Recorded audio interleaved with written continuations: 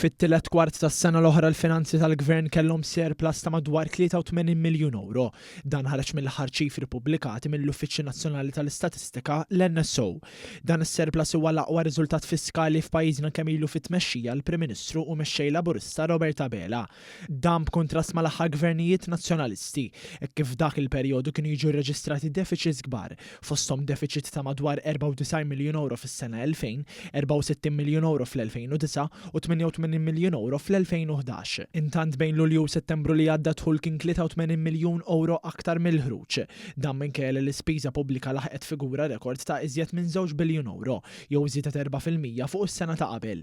Fl-istess xhur grazzi għat kabir ekonomiku b'saħħtu dħul tal-Gvern laħaq madwar 2.2 biljun euro, jew 8% aktar mill-2024. Din iż-żieda qawwija fit-dħul mit-taxxi seħħet minkejja li l-Gvern kien implementa l-akbar tax cut fl-istorja ta' pajjiżna. Min-naħa l-oħra fit-telet kwart tas-sena l-oħra kien hemm żieda qawwija wkoll fil-benefiċċji soċjali ta' kważi 54 miljun euro.